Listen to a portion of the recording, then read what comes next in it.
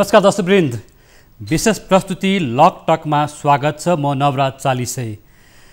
यतिखेर विश्वव्यापी कोरोना भाइरसको महामारी र लकडाउनको कारणले गर्दा आर्थिक जीवन प्रभावित बन्दै गएको छ विश्वव्यापी रूपमै, र नेपालमा पनि पछिल्ला दिनहरूमा कोरोना भाइरसको संक्रमण बढ्दै जाँदा आर्थिक जीवन झन बढी प्रभावित हुने आशंका गरिएको छ। उद्योग व्यवसाय ठप्प भएको अवस्था छ। अर्थतन्त्र चलायमान हुन सक्दैन कि भन्ने आशंकाहरू बढिरहेको छ। बजेटले पनि आर्थिक प्याकेज ल्याउन सकेन भन्ने गुनासो निजी क्षेत्रको छ। यो सन्दर्भमा यतिखेर पछिल्लो दिनमा लकडाउनको अवस्थामा, कल कारखाना बन्द रहिरहेको अवस्थामा आन्तरिक राजस्व विभागले उद्योगी व्यवसाय र करदाताहरूलाई कर तिर्न बुझाउन लागि आह्वान गरेपछि यतिखेर करदाताहरू त्रसित बनेको अवस्था छ। यति बेला कसरी कर बुझाउने भन्ने यतिखेर निजी क्षेत्रको माग रहेको छ। र वास्तवमा करको विषयमा यति बेला सरकार र निजी क्षेत्रबीच किन विश्वासको सङ्कट पैदा भयो? डरलाग्दो कुरा छ यो। वास्तवमा निजी क्षेत्र र सरकार बीचको सहकार्य किन यति बेला शङ्का आशंकामा जान थाल्यो भन्ने पनि कुरा छ। आन्तरिक राजस्व विभागले मङ्गलबार सूचना जारी गर्दै मूल्य अभिवृद्धि कर, अन्तःशुल्क, आयकर लगायतको विवरण र कर रकम 25 जेठ भित्र बुझाउनु पर्ने सूचना दिइसकेपछि निजी क्षेत्र त्रसित बनेको थियो, र निजी क्षेत्रको दबावपछि फेरि 24 घण्टा नबित्दै असार 7 गतेसम्मलाई म्याद थप गरिएको छ। यो विषयमा आज हामी चर्चा गर्नेछौँ, र यस सन्दर्भमा आज हामीसँग अर्थ मन्त्रालयका पूर्व सचिव, उहाँ राजस्व पनि हेर्नुभएको थियो, कृष्णहरि बास्कोटा, त्यसै नेपाल चार्टर एकाउन्टेन्ट संस्थाका पूर्व अध्यक्ष तथा नेपाल उद्योग वाणिज्य महासङ्घ राजस्व समितिका सहसभापति नारायण बजाज र नेपाल उद्योग परिसङ्घ CNI का वरिष्ठ उपाध्यक्ष विष्णु अग्रवालसँग आज हामी राजस्वको बारेमा खुला छलफल गर्नेछौँ। त्योभन्दा अगाडि हामीले केही सामग्री तयार पारेका छौँ, प्रस्तुत छ यो सामग्री। आन्तरिक राजस्व विभागले मङ्गलबार सूचना जारी गर्दै मूल्य अभिवृद्धि कर, अन्तःशुल्क, आयकर लगायतको विवरण र कर रकम 25 जेठ र जेठ मसान्तसम्म दाखिला गर्न म्याद दियो। उक्त समयावधिभित्र विगत महिनाको कर विवरण तथा कर रकम दाखिला नगरे शुल्क, थप दस्तुर, ब्याज र जरिवाना लाग्ने भनियो।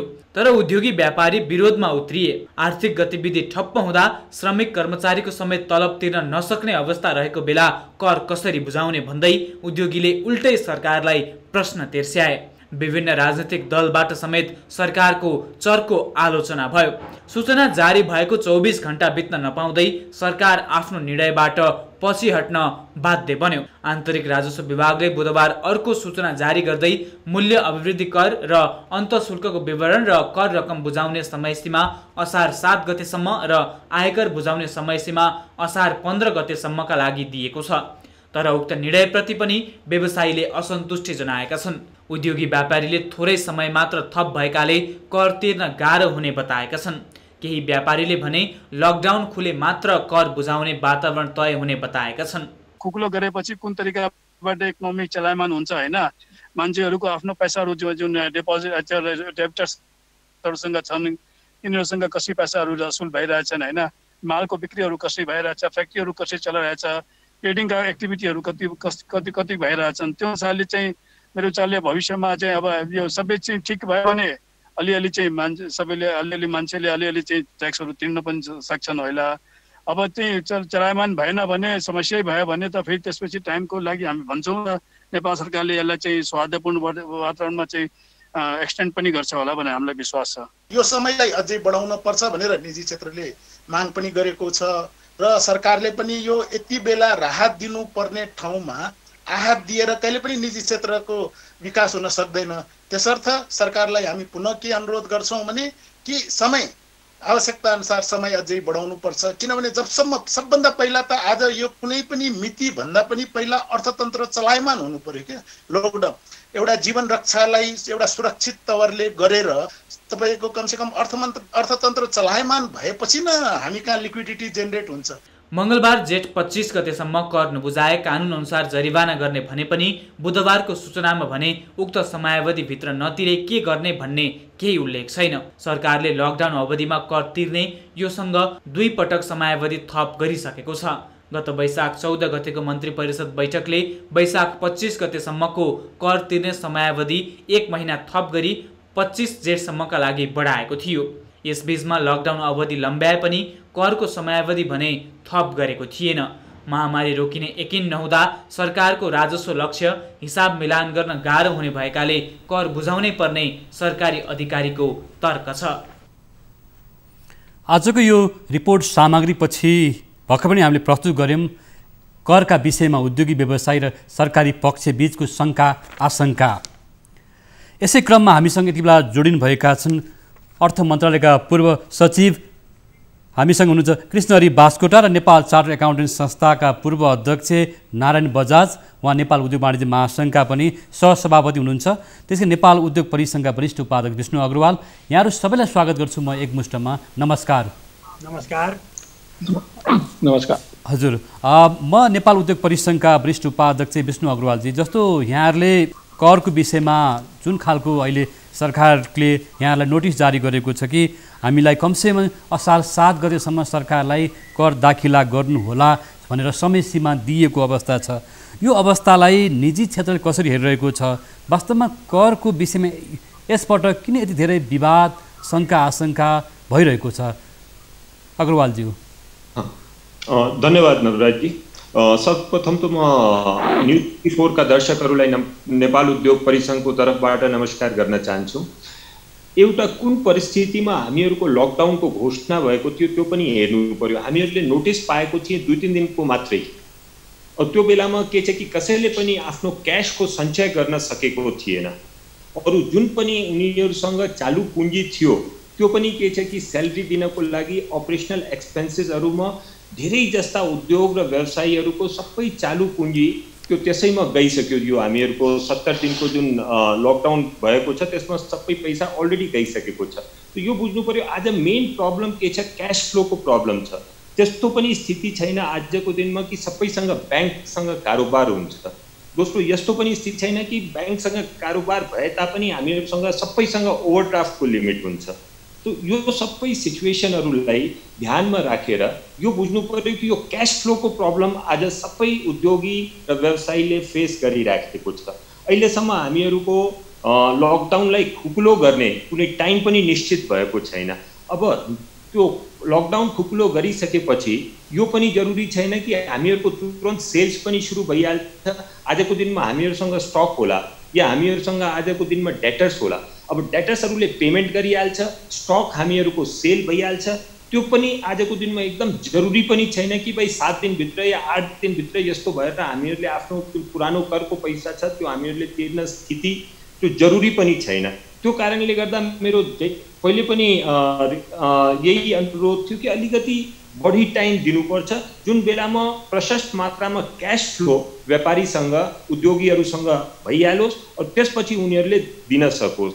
दोस्रो कुरा के छ कि हामीले लकडाउन जुन बेलामा अनाउन्स भएको थियो त्यसलाई एक तरिकाले लिएर लकडाउनको पालना पनि गरेको को जुन टलरेन्स छ उनीहरूको जुन हामीहरूको गभर्नमेन्टबाट जुन अनाउन्स भयो र एउटा सेफ्टीको पोइन्ट अफ भ्यूबाट पनि उनीहरूले एउटा राम्रो उदाहरण प्रस्तुत गरेका छन् मलाई जस्तो लाग्छ। तर आजको दिनमा सबैमा यो अनरेस्ट पैदा भइसकेको छ कि अब यो लकडाउनको 70 दिन भन्दा पनि बढी भइसकेपछि अब यो लकडाउनको के उद्देश्य छ र के यसले हामीहरूको बेनिफिट गर्छ। हामीसँग नेपाल उद्योग वाणिज्य महासङ्घका राजस्व समितिका सहसभापति नारायण बजाजी पनि हुनुहुन्छ। जस्तो बजाजी, जस्तो यहाँले विशेष गरेर कर क्षेत्र नजिकबाट बुझ्दै पनि आउनुभएको छ, वास्तवमा यति बेला करको विषयमा सरकार र निजी क्षेत्र बीचको मनमुटाव शङ्का आशंका किन बढिरहेको छ? तपाईँले यो करलाई राम्रोसँग बुझ्नुभएको छ, राजस्व क्षेत्रलाई जान्नुभएको छ, वास्तवमा यो किन यस्तो भइरहेको होला? यो यति बेला यो समस्या आउँदाखेरि नेपालको राजस्व क्षेत्र अथवा राजस्व असुली त्यसमा निजी क्षेत्रको सहयोग अथवा सहकार्य कस्तो होला? नारायण बजाज्यू। धन्यवाद। मलाई के लाग्छ भनेदेखि यो एउटा विशेष परिस्थितिको बेलामा चाहिँ सरकारले पनि विशेष गरेर अर्थ मन्त्रालयले उद्योगी व्यवसायीहरूसँग हरेक चरणमा चाहिँ सरसल्लाह गरिराख्नुपर्ने अवस्थामा हामी छौँ। त्यो कारणले गर्दा यो जेठ 25 गतेको जुन एउटा मिति तोकेर कर तिर्नुपर्ने भन्ने जुन जनाइएको थियो यो विषयमा पनि के गर्ने हो भन्ने किसिमको एक्कासी चाहिँ तिर्नु पर्यो भन्नुभन्दा अगाडि एकचोटि मलाई के लाग्छ भनेदेखि वार्तावारद्वारा एउटा ट्रस्टको वातावरण क्रिएट गर्नु पर्थ्यो, जुन यसमा मलाई लाग्छ धेरै ठुलो मिसिङ फ्याक्टर भएको छ।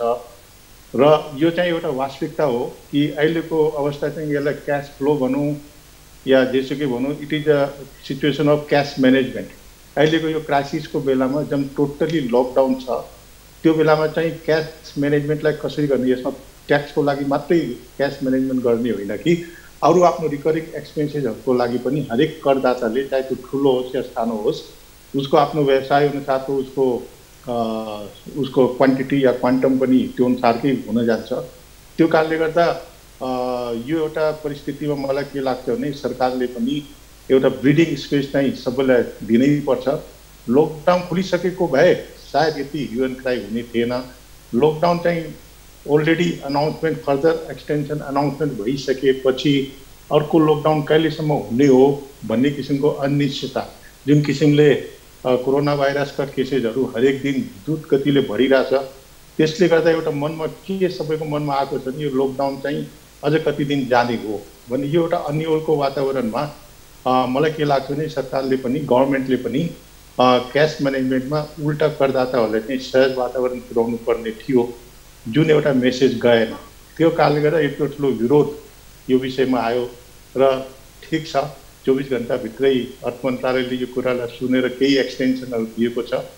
त्यो मलाई लाग्छ दिए तापनि अब यो लकडाउन यसरी नै एक्सटेन्ड हुँदै जाने हो भनेदेखि यो पनि समय पर्याप्त हुँदैन कि जस्तो मलाई लाग्छ। यसको मतलब असार 7 गतेसम्मको समय पनि पर्याप्त छैन भन्न खोज्नु भएको हो? यहाँ दुईटा अवधि दिएको छ, एउटा भ्याट र अन्तःशुल्क र अग्रिम कर कट्टीलाई असार 7 गतेसम्म दिएको छ र जुन चैत्र मथानको दोस्रो किस्ता अग्रिम कर तिर्नुपर्नेलाई चाहिँ असार 15 गतेसम्मको टाइम दिएको छ। अनि दुईटा स्लट सरकारले दिएको छ। यसमा अझ व्यवहारिक के हुन्थ्यो भन्दाखेरि अन्तःशुल्क भनेको कन्ज्युमरसँग उठाउने होइन, प्रोडक्सनमा लाग्ने आइटम भएको कारणले गर्दा अन्तःशुल्कलाई पहिलो चरणमा, त्यसपछि कर र भ्याटलाई चाहिँ दोस्रो चरणमा उठाउन अथवा तिर्नुपर्ने प्रावधान भएको भए अझ सहज हुन्थ्यो कि जस्तो मलाई लाग्छ। हजुर, दुईजना निजी क्षेत्रका प्रतिनिधिहरूको आवाज आइसकेपछि हामीसँग अर्थ मन्त्रालयमा अर्थ सचिव भएर काम गरिसक्नुभएको, राजस्व सचिव समेत भइसक्नुभएका कृष्णहरि बास्कोटा हुनुहुन्छ। बास्कोटा सर, हजुर, यति बेला निजी क्षेत्रको मर्मलाई सरकारले बुझ्न सकेन, लकडाउनले थला परेको अर्थतन्त्र छ, काम गर्न सकिएको अवस्था छैन, कामकाज ठप्प छ, श्रमिक मजदुरहरूको अवस्था पनि त्यस्तै छ, उद्योग धन्दा बन्द भएको अवस्थामा सरकारले कर माग्यो, अप्ठ्यारो पार्यो, निजी क्षेत्रको मर्म बुझेन भन्ने कुरा उद्योगीहरूको आइरहेको छ। तपाईँ राजस्व सचिव पनि भएर काम गरिसक्नु भएको छ। यो अवस्था किन उब्जियो?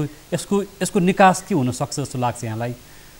यसमा यस्तो हो नवराजी, वास्तवमा यो कोभिड-19 को असर अहिले विश्वव्यापी रूपमा छ।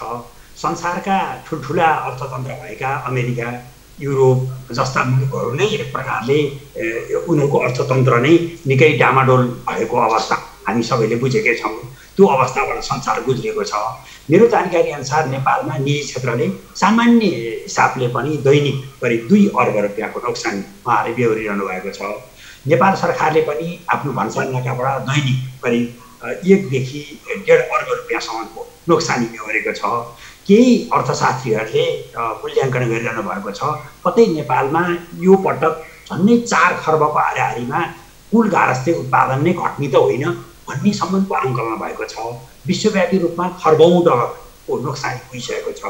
विशेष गरी निजी क्षेत्रले यो बन्दाबन्दीको अवस्थामा त्यो दिनको 2 अर्ब रुपियाँ नोक्सानीमा करिब 90 करोड रुपियाँ त ब्याज बापत मात्रै हामीलाई नोक्सानी भइरहेको छ। करिब 40 करोड रुपियाँ हामीले कर्मचारी र मजदुरको तलब बापत अप्ठ्यारोमा परेका छौँ। घरबहाल कर आफ्नो ठाउँमा छ। यो बन्दाबन्दी भएको हुनाले कतै आधा जति घरबहाल कर हामी निजी क्षेत्रले, आधा सरकारले तिर्दिन सक्छ कि, कर्मचारीको तलब पनि त्यस्तै, कतै 25%, 50% सरकारले बेहोरिदिन सक्छ कि, हामीले आधा मात्रै दिए पुग्छ कि, पुरै दिन सक्दैनन् कि, यस्तै उहाँहरूको भनाइ छ। त्यही भनाइलाई सुनेर अहिले सरकारले डिमान्ड शुल्क चाहिँ त्यो लकडाउनको अवधिभरि लाग्दैन, डेडिकेटेड फिगरको भनिदिएको छ। सामाजिक सुरक्षा कोषमा दिनुपर्ने रकम नेपाल सरकारले म आफै तिर्दिन्छु भनिएको छ। खास गरी साना र एसएमई उद्योगको निमित्त केही न केही राहत सरकारले ल्याएको छ। यसै गरी पर्यटन क्षेत्रमा पनि केही राहत ल्याएको छ।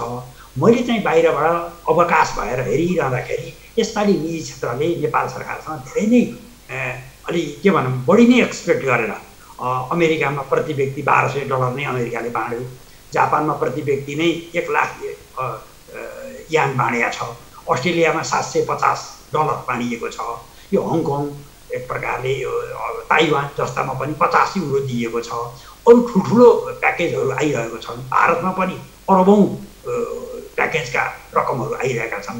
नेपालको निजी क्षेत्रले पनि धेरै नै अलिकति अपेक्षा गर्यो, त्यो अपेक्षा बजेटमा नआइसकेपछि निजी क्षेत्र अलिकति मन अलि चित्त दुखायो जस्तो मलाई लाग्छ।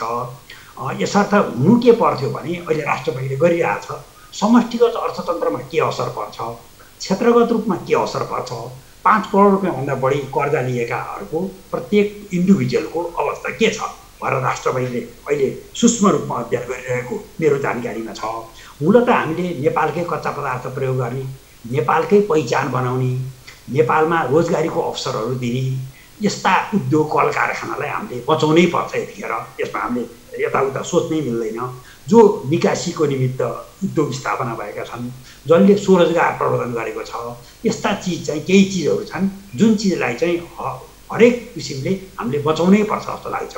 तर उद्यमी व्यवसायलाई पनि मेरो एउटा अहिले चाहिँ हामीसँग एउटा प्यानल त तपाईँले ठिकै ल्याउनुभयो, नारायण बजाजजी र विष्णु अग्रवाल दुवैजना एक प्रकारले निजी क्षेत्रका असल भद्र मान्छे मध्येमा पर्नुहुन्छ।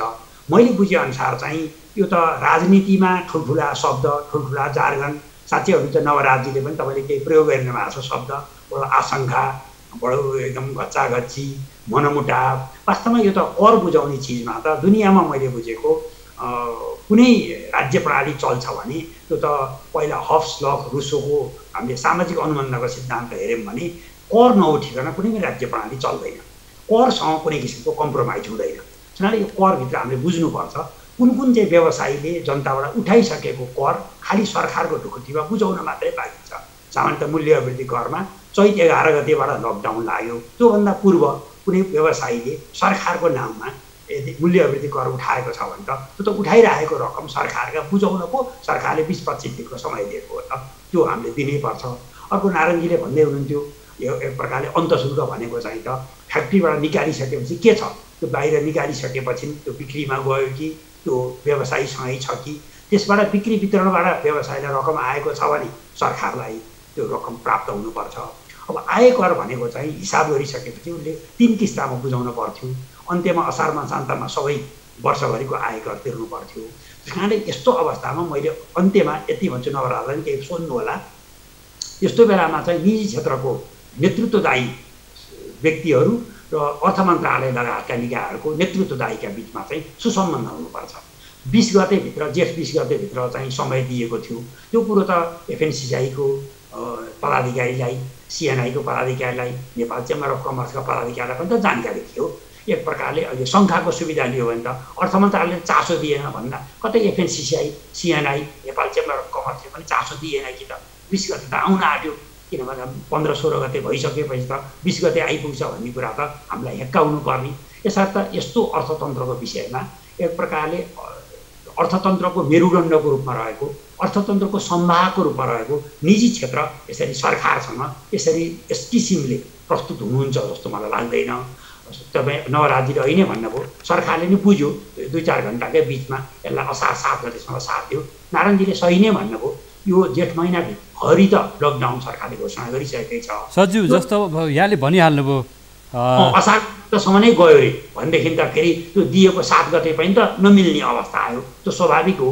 यसर्थ यस्तो कुरामा चाहिँ मेरो विचारमा नेतृत्व निजी क्षेत्रका पनि नेतृत्व पङ्क्तिले र अर्थ मन्त्रालय लगायतका नेतृत्व पङ्क्तिले आपसमा सरसल्लाह गरेर कसको के अवस्था छ, अहिले व्यवसायीलाई पनि त एउटा क्याटेगोराइज गरौँ भने सकिन्छ।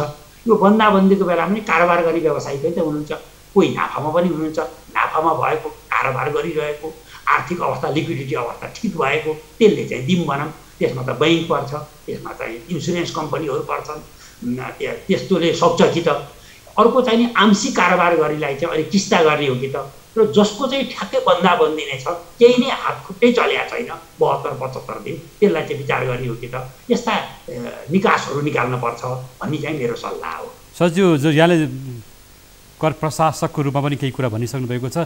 शङ्का आशंका मैले भन्नु खोजेको चाहिँ कतै यो सरकार र निजी क्षेत्र बीचको द्वन्द्व, आपसी समझदारी बिग्रदै गयो भने झन् कर असुलीमा समस्या आउन सक्छ कि भन्ने प्रश्न उठाउन खोजेको हो। म भर्खर पनि हामीसँग बास्कोटा सरले भन्नुभएको छ, केही कुरा साङ्केतिक रूपमा पनि भन्नुभएको छ। यो क्रमलाई जोड्न चाहन्छु विष्णुजीबाट।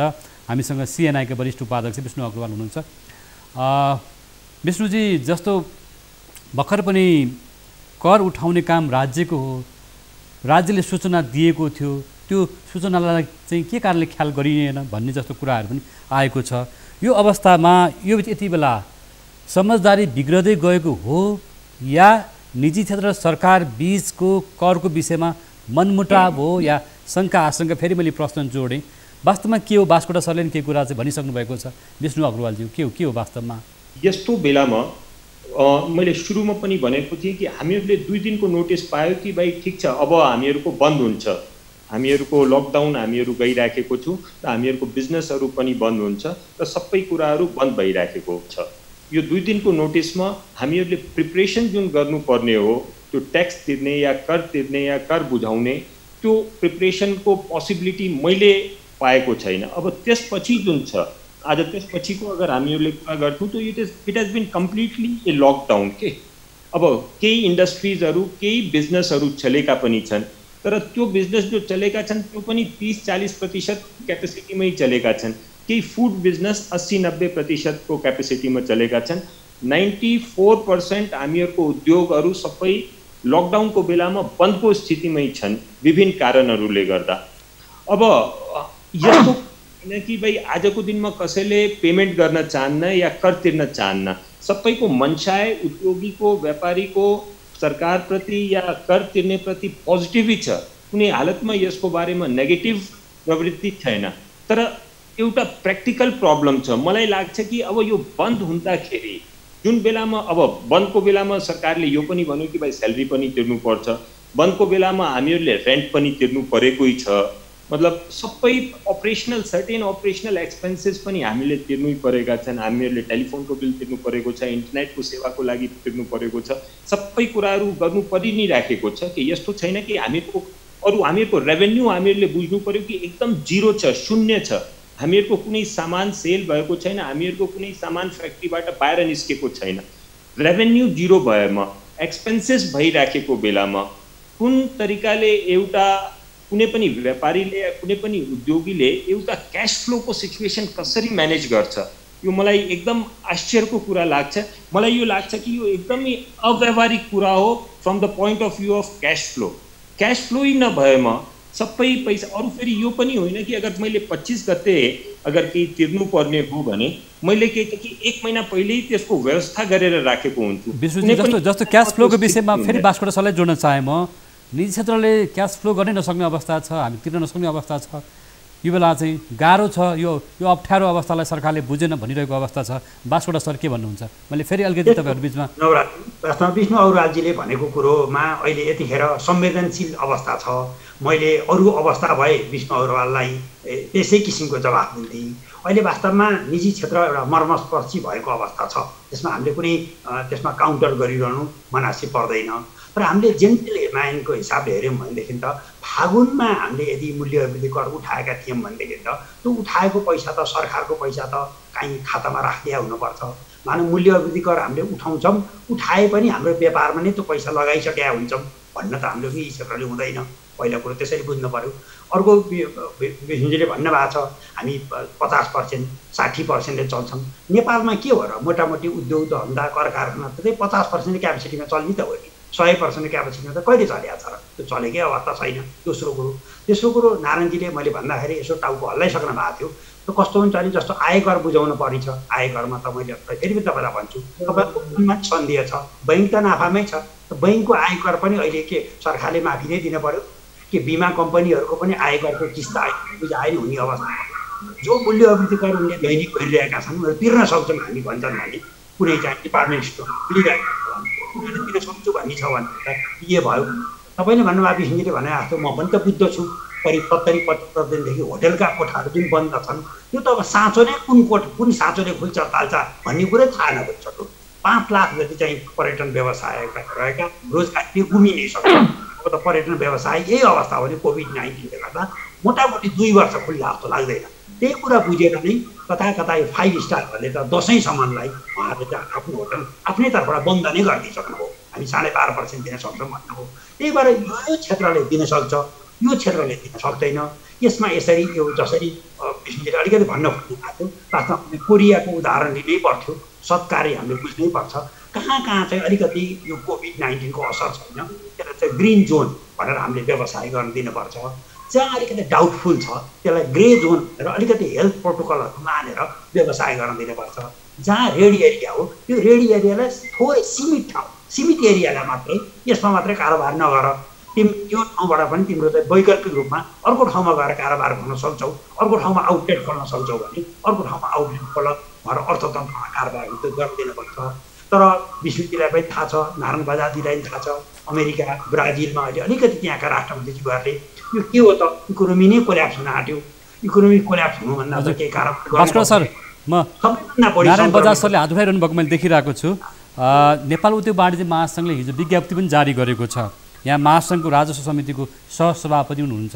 के साँच्चै आपत्ति परेको हो, महासङ्घलाई अप्ठ्यारै परेको हो जस्तो यहाँले हिजो विज्ञप्ति पनि जारी गर्नुभएको छ नेपाल उद्योग वाणिज्य महासङ्घले? अवस्था के हो? उद्योगीहरूले कर बुझाउनै नसक्ने अवस्था हो, निकै अवस्था बिग्रिएको हो भने के अवस्था भइरहेको छ? यो अवस्थालाई अझ यहाँ चाहिँ भनौँ न चार्टर्ड एकाउन्टेन्ट हुनुहुन्छ, वास्तवमा अहिलेको अवस्था के हो? म तपाईँलाई अब रियल फ्याक्टर के हो भन्ने कुरा म हजुरलाई बुझाउँछु। कृष्णहरि बास्कोटाजीले बडा राम्रो एनालाइसिस गरिदिनु भएको छ, त्यसलाई उहाँलाई म धेरै धन्यवाद दिन्छु। राज्य सचिवजीलाई राखिदिनु भएको यो धेरै नै ठुलो फाइदा भएको छ आजको यो डिस्कसनबाट। उहाँले जुन भन्नुभएको छ नि हामीले सेक्टर वाइज एनालाइसिस गर्नु पर्थ्यो। सरकारले होइन यो 25 गते अथवा 7 गतेभित्र तिर्नुपर्ने जुन एउटा बाध्यात्मक अवस्थाको सूचना हुन गएको छ होइन, सेक्टर वाइज एनालाइसिस उद्योगी व्यवसायीहरूलाई सँगै राखेर छलफल गरेको भए र यो सेक्टरले चाहिँ तिर्न सक्ने अवस्थामा छन्। जस्तो फिनान्सियल सेक्टरै भनौँ कम्प्लिटली होइन, टेलिकम्युनिकेसन सेक्टर भनौँ कम्प्लिटली, इलेक्ट्रिसिटी सेक्टर भनौँ कम्प्लिटली होइन, दे आर रनिङ 100% फुल क्यापेसिटीमा रन भइरहेको छ उनीहरू। So they can pay it. तर के भनेदेखि यहाँ अब सबैभन्दा ठुलो मलाई लाग्छ कि उद्योगी व्यवसायीहरूलाई सबैभन्दा ठुलो समस्या पे गर्नुपर्ने भनेको भ्याटको हो। भ्याट चाहिँ हाम्रो सिस्टमले के भन्छ भनेदेखि हामीले बिक्रीको बिल काट्ने बित्तिकै भ्याटको ल्याबिलिटी सृजना हुन्छ, त्यो 25 दिनभित्र तिर्नुपर्छ। 25 दिनको अवधि सरकारले किन दियो भनेदेखि बिक्री गरेको 25 दिनभित्र पैसा असुल हुन्छ कि भन्ने एउटा एजम्पसनमा 25 दिनको टाइम दिएको हो। असाढ मसानको साउन 25 गते तिरे हुन्छ भन्ने मैले जस्ट भनेको। तर यो बन्दको कारणले गर्दा के भयो भने मार्केटबाट सेल्सको रियलाइजेसन नै भएको छैन। जुन पैसा उठ्नुपर्ने हो त्यो उठेकै छैन भनेपछि त्यो भ्याटको पैसा त व्यापारीहरूको अथवा उद्योगी व्यवसायीहरूको हातमा छैन, त्यो मार्केटमा छ अहिले होइन। त्यो कारणले गर्दा जुन पैसा उनीहरूको हातमा आएकै छैन त्यो पैसा सरकारले आफ्नो भएको पैसाहरू तिमीहरू तिर भन्दाखेरि यो अलिकति मलाई के लाग्छ भने यो दुःखदायी भएको छ जस्तो मलाई लाग्छ। त्यही कारणले मैले अघिदेखि भनिरहेको छु क्यास फ्लो भन्दा पनि क्यास म्यानेजमेन्टको समस्या भएको कारणले गर्दा यो कसैले हामी तिर्दैनौँ भने त कसैले पनि भनेकै छैन नि। हामी करै तिर्दैनौँ, हामी कर तिर्नै सक्दैनौँ भने त कसैको मलाई लाग्छ कसैको मुखबाट शब्द आएको छैन। हामी अहिलेको अवस्थामा तुरन्त तिर्न सक्ने हामी अवस्थामा छैनौँ। आज थप गरिएको चाहिँ असार 7 गतेसम्मको समयलाई पनि पर्याप्त छैन भनेर उद्योगी व्यवसायले भनिरहेको अवस्था छ। यो अवस्था चाहिँ के हो के छ भन्दाखेरि यहाँहरूले चाहिँ भनौँ न असार मसान्तसम्म चाहिँ समय माग गर्नुभएको थियो, सरकारी तर्फबाट 7 गतेसम्म समय थप गरिएको छ। यसमा सरकार निजी क्षेत्र बीचको लुछाचुँडी हो अथवा तपाईँहरू बीचको स्पष्ट सहमति नभएको हो कि वास्तवमा कर बुझाउनुहोस् भनेर सरकारले सूचना जारी गरिरहेको अवस्था पनि छ? यो अवस्था चाहिँ के व्यवसायीले अटेर गर्न खोजेको भन्ने सरकारी भाषामा होला, तर के भएको हो त यो? नो, यो पालि जुन बेला यो बजेटको सुझाव दिएका थियौँ हामी, उद्योग वाणिज्य सङ्घ, सिएनआई, चेम्बर सबैको संयुक्त सुझावै दिएका थियौँ हामीहरूले जुन किसिमले अरू मुलुकहरूमा कोरोना भाइरसको चाहिँ एटलिस्ट 70 to 80 डेजको जुन एउटा इम्प्याक्ट नेपालमा आउनुभन्दा अगाडि त हामीले चाइनादेखि अरू मुलुकहरूमा हेरि नै सकेका थियौँ। त्यो एक्सपेक्टेसनमा नेपालमा पनि त्यति लामो जान सक्छ यो कोरोना यो कोभिडको कारणले गर्दा अर्थतन्त्रको रुकावट। हामीले त्यतिखेर के भनेका थियौँ भने यो तिर्नुपर्ने करको सबै दायित्वलाई चाहिँ असाढ मसान यो पटके बढाउनुको सट्टा बरु असाढ मसानसम्म एकैचोटि एक्सटेन्ड गरिदिनु पर्यो भने हामी त्यतिखेर सुझाव दिएकै थियौँ सर। बजाज सर, जस्तो आज मैले चाहिँ अर्थ मन्त्रालयका पदाधिकारीहरूसँग सरकारी पदाधिकारीहरूसँग कुरा गर्दाखेरि निजी क्षेत्रले अलिकति अटेर गर्न खोजेको भन्ने उहाँहरूको मनसाय देखिएको अवस्थाले म यो प्रश्न फेरि चाहिँ सिएनआईका वरिष्ठ उपाध्यक्ष विष्णुजीमा जोड्न चाहन्छु। यहाँ चाहिँ सिएनआईका वरिष्ठ उपाध्यक्ष पनि हुनुहुन्छ। वास्तवमा यतिखेर नागरिकहरूले पनि देखिरहेको अवस्था छ कि करदाता र सरकारी निकायहरू बीच अथवा कर कार्यालय बीचको तपाईँहरू बीचको मनमुटाव चाहिँ हो अथवा कर तिर्नुपर्ने दायित्व निजी क्षेत्रको पनि छ र सरकारले पनि कर उठाउनुपर्ने अवस्था छ कि आन्तरिक स्रोतको व्यवस्थापन गर्नुपर्ने छ। राजस्वको असुली लक्ष्यअनुसार हुन सकिरहेको छैन भनेर अर्थमन्त्री स्वयंले भनिरहनु भएको बजेटमा। आगामी आर्थिक वर्षको बजेटमा नि 8 खर्ब 79 अर्बको राजस्वको लक्ष्य लिएको छ। यो अवस्थामा आन्तरिक स्रोतको व्यवस्थापन गर्न हम्मे पर्ने देखिन्छ। सरकारको तलब भत्ता धान्न पनि गाह्रो छ। 9 खर्बको त चालु खर्च नै छ। यो अवस्थामा निजी क्षेत्रले असहयोग गरिदिए अथवा अप्ठ्यारो पारिदिए भने त अप्ठ्यारो हुनसक्छ कि भन्ने आशंका सरकारतिर पनि छ। विष्णु अग्रवालजी, मलाई के लाग्छ कि जुन राजस्व सङ्कलनको जुन टार्गेट लिएको छ गभर्मेन्टले आगामी वर्षको लागि आउने वर्षको लागि, मलाई लाग्छ कि त्यो एकदमै एग्रेसिभ छ र एकदमै हामीहरूको धेरै हाई एक्सपेक्टेसनको साथमा गरिराखेको छ। एउटा कुरा मैले यो पनि भन्न चाहन्छु कि नेक्स्ट इयर जुन हामीहरूको डिमान्डको स्थिति हुन्छ त्यो वेरियस कारणले गर्दा, रेमिटेन्सको कारणले गर्दा होला, हामीहरूको टुरिज्मको कारणले गर्दा होला, एक्सपोर्टको कारणले गर्दा होला र एउटा मतलब के छ कि उत्साहको कमीको कारणले गर्दा होला डिमान्डको एकदमै स्थिति डाउन हुनेवाला छ। अब डिमान्डको स्थिति डाउन भएको हुनाले अब बिजनेस पनि डाउन हुन्छ।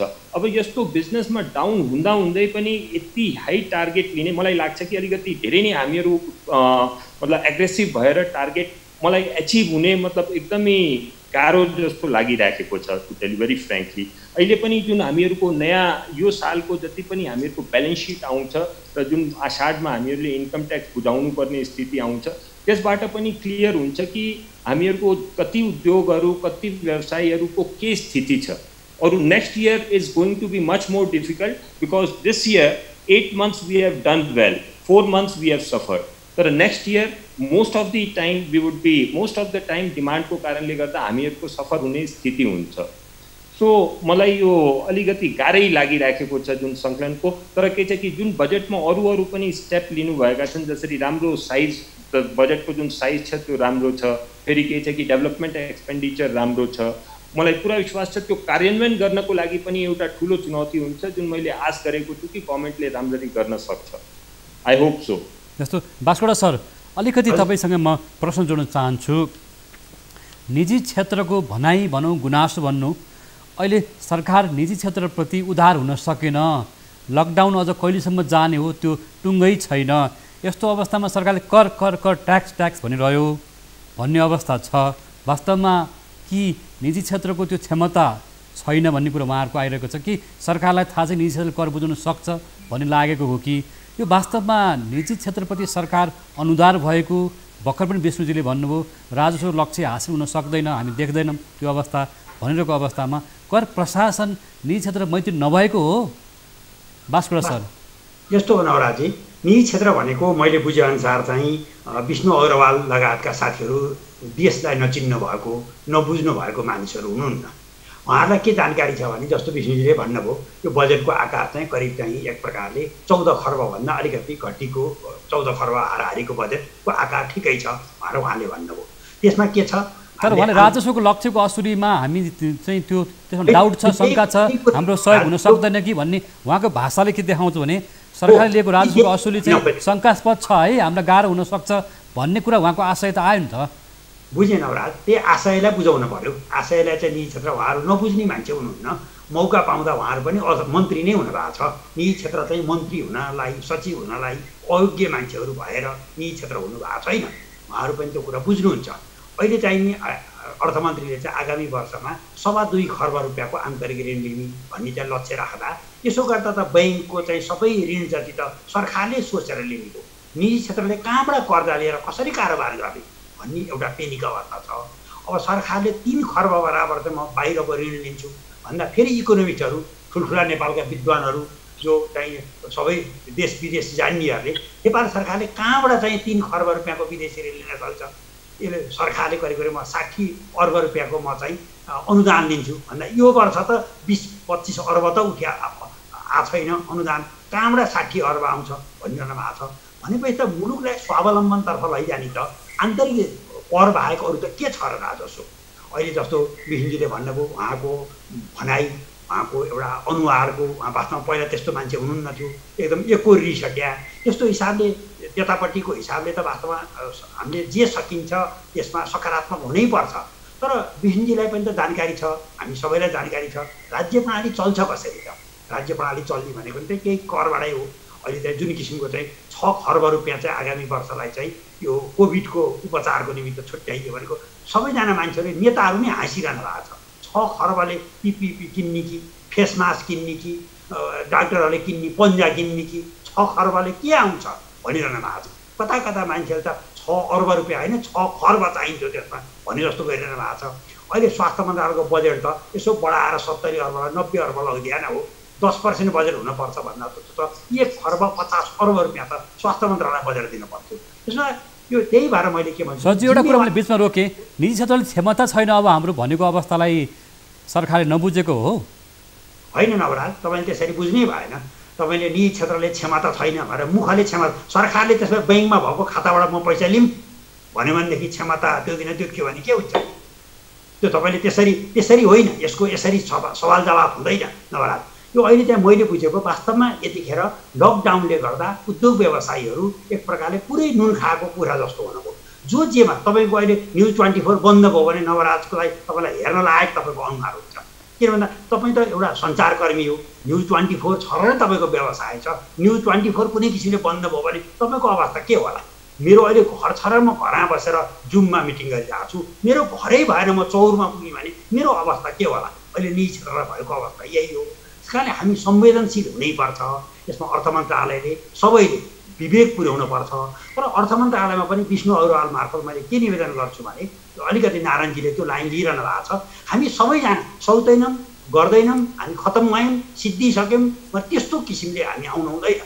त्यही भएर हामीले के स्पेस दिनुपर्छ सरकारलाई भने यो ठिक छ बसौँ, क्षेत्रगत रूपमा छलफल गरौँ, जहाँ जहाँ सकिन्छ हामी दिन्छौँ, जहाँ आंशिक सक्छौँ त्यहाँ आंशिक दिन्छौँ, जहाँ हामीले सक्दैनौँ त्यसमा हामीले हात खडा गर्छौँ केही समय पाऊँ।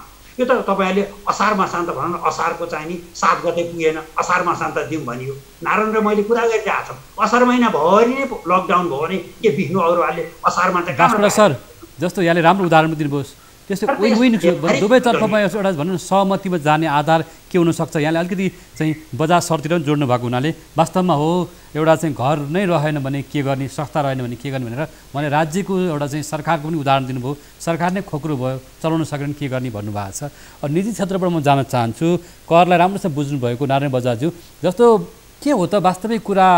बास्कोटा सरले केही घुमाएर पनि भनिसक्नु भएको छ, होइन कर तिर्न सक्ने तिरौँ, केही आइटी व्यवसायहरू हुनसक्छ, केही नाफा गरेका व्यवसायहरू हुनसक्छन्, खाद्यान्न लगायत के व्यवसाय छ उहाँले साङ्केतिक रूपमा पनि भन्नुभएको छ। उहाँले एउटा भाषा प्रयोग गर्नुभएको छ, तालचा कहाँ खोल्नुपर्छ त्यो थाहा होला भन्ने जस्तो कुरा पनि गर्नुभएको हुनाले बजाज सर यो के भएको होला? यो वास्तवमा मर्म के हो, कहाँनिर चोट लागेको छ?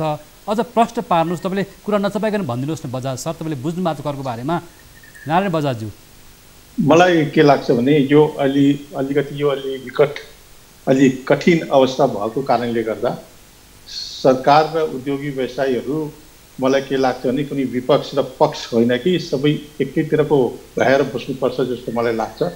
सरकारले उद्योगी व्यवसायीहरूलाई सम्झिनुपर्छ र उद्योगी व्यवसायीहरूले पनि सरकारको बाध्यता बुझ्नुपर्छ जस्तो मलाई लाग्छ। यही भनेको एउटा मिलन बिन्दु हो। मैले जुन भनिरहेको छु नि, यो चाहिँ रेगुलर एउटा संवाद बजेटको बेलामा हामीले सुझाव दियौँ, अब होइन, अब त बजेट पनि आयो, सबै थोक आयो होइन, अब त के भने रेगुलर बेसिसमा उद्योगी व्यवसायीहरूका प्रतिनिधि र अर्थ मन्त्रालयका प्रतिनिधिहरू रेगुलर वेमा चाहिँ कन्सल्टेसनको प्रक्रियामा जानुपर्छ। हामीले अर्थक्वेकको बेलामा जुन आएको एउटा विपदा थियो त्यो र अहिलेको विपदालाई हामीले चाहिँ कम्पेयर गर्न मिल्दैन। अर्थक्वेकले गर्दा क्षणिक इम्प्याक्ट पर्यो इकोनोमीमा, तर यो कोभिडले गर्दा यसको लङ टर्म इम्प्याक्ट पर्छ। अघि जस्तो हाम्रो सर्टन सेक्टर त हामीलाई अहिले हामीले थाहा पाइ नै सकेका छौँ, टुरिज्म सेक्टर भनौँ नि होइन, यसको त नेक्स्ट 2 इयर्स कुनै होपै छैन। 10-15% क्यापेसिटीमा पनि चल्यो। सर हामीले थोरै समय छ, मैले थोरै समय बास्कोटा सरलाई पनि दिनुपर्छ। त्यसपछि अब निकास के त? तपाईँहरू बिचको अन्तर्द्वन्द्व भनौँ जे भनौँ, अबको निकास एउटा सहमति गरेर जाने, साना मझौला घरेलु सबै खालका व्यवसायहरू छन्, उद्योगीहरू छन्, कसरी एउटा चाहिँ जाने कि एउटा चाहिँ कर तिर्न सक्ने वातावरण कसरी बन्छ, अथवा सरकारले दिएको समय अवधि पर्याप्त छ कि छैन, के हो त? एउटा निकास भन्नुहोस् न त। होइन, निकास भनेको के भने जुन अघि हामीले कुरा गऱ्यौँ नि, सेक्टर वाइज हामीले एनालाइसिस गर्नुपर्छ। कुन सेक्टरलाई चाहिँ अहिले कसलाई बढी मर्का परेको छ त्यो पहिचान गर्नु, मर्का परेको त्यो पहिचान गर्नु पर्यो। सरकारले पनि उद्योगी व्यवसायीहरूले पनि गएर भन्नु पर्यो यो सेक्टर चाहिँ एकदम कठिन अवस्थामा छ, यसलाई तपाईँहरूले चाहिँ अलिकति ब्रिदिङ टाइम दिनु। होइन, तपाईँहरू जस्तो संस्था लिखित रूपमा दिनुभयो हुन्छ नि त, यो क्षेत्र बढी प्रभावित छ, बन्द छ, ठप्प छ भनेर किन नभन्नु भएको? सरकारले किन नबुझेको? यो खालको त 24 घण्टामा चाहिँ सूचना आदान प्रदान भइरहेको छ। नवराजी यो कुरामा अलिकति मलाई के यो लिखितमा पठाउने, लिखितमा हेर्ने भन्दा पनि सबै त काठमाडौँमै छ नि होइन। मेरो विचारमा त अक्रोस द टेबल बसेर छलफल किन नगर्ने यो विषयहरूमा? त्यसले गर्दा एक अर्काको भ्यू पोइन्ट त बुझिन्छ नि, नभए एक पक्षले लिखितमा दियो अर्को पक्षको भ्यू के हो भने लिखितमा पठाउने पक्षलाई त्यो भ्यू पोइन्ट थाहा नभएपछि त एकतर्फी भयो त। मलाई त यो बेलामा त रेगुलर दुवै पक्ष बसेर कन्सल्टेसनको मोडमा जानुपर्छ, किनभने सरकारलाई राजस्व चाहिन्छ। हाम्रो कृष्णजीले भन्नुभयो, म पुरा सहमत छु, राजस्व उठेन भने हाम्रो सरकार कसरी चल्छ होइन। हिजो हामीसँग एउटा कार्यक्रममा सौर ज्योतिले भन्नुभएको थियो जनताको घाँटी निमोठेर कर चाहिँ लिन सकिँदैन भन्ने पनि कुरा थियो। म विष्णुजीलाई थोरै समय जोड्न चाहन्छु अनि बास्कोटा सरमा जान्छु, 1 मिनट जान्छु। विष्णुजी अब अन्तिममा तपाईँहरूको निकास सहमति के हुनसक्छ? यहाँको अडियो चाहिँ आइरहेको छैन जस्तो लाग्छ। विष्णु अग्रवालजी, के हो त वास्तवमा सहमति के हो?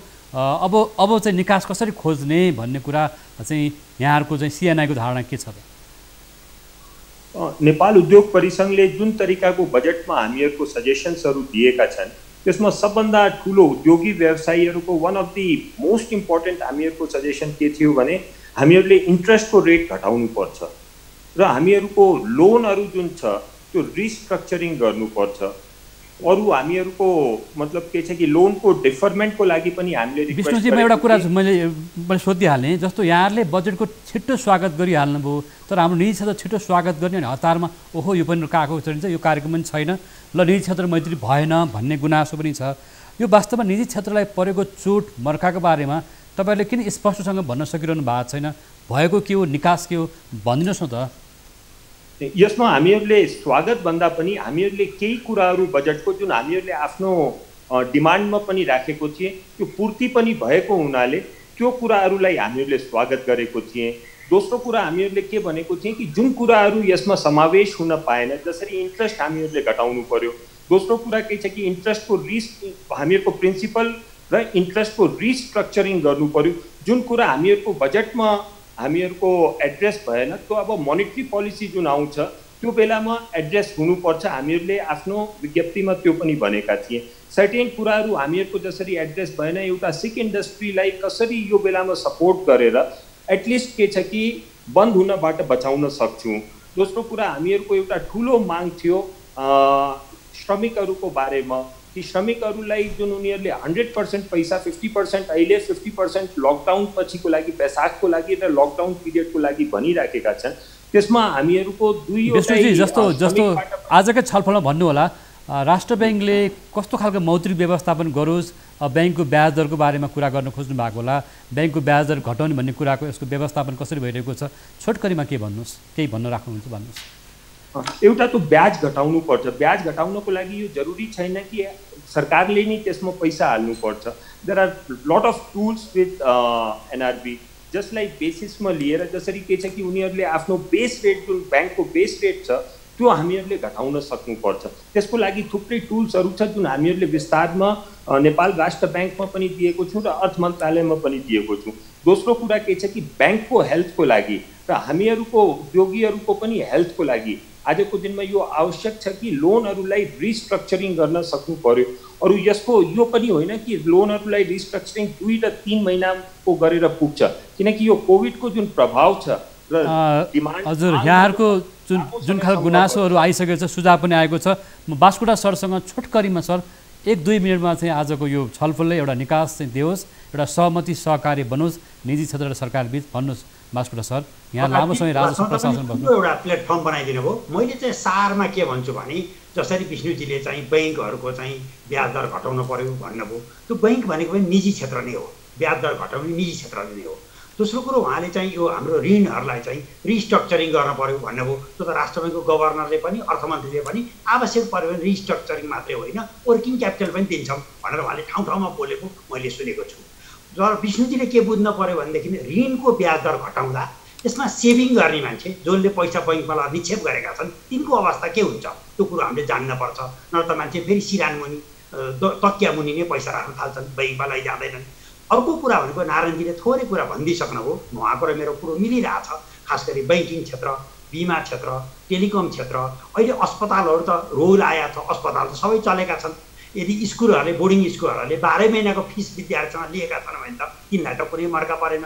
अहिले खाद्यान्नको व्यवसाय चलिरहेको छ भनेदेखि त तिनलाई कुनै मर्का परेन। अनि हाम्रो पसलमा नि के हुन्छ नवराजी 2 किसिमको सामान हुन्छ। जस्तो मोटर भन्यो अहिले 70 दिन बिक्री भएन, 71 दिनमा लकडाउन खोल्यो भने मोटर बेच्न सकिन्छ।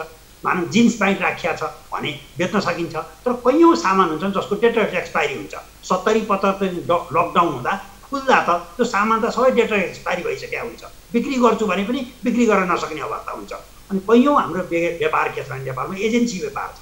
एजेन्सी व्यापार भने अर्काको सामान हामी एजेन्ट भएको छन् बिक्री गरिदिन्छौँ, बिक्री भएको पैसा उसलाई दिन्छौँ, पर सरकारलाई बुझाउँछौँ, बिक्री नभए केही पनि गर्न पर्दैन। त्यस्तो व्यापार पनि छ।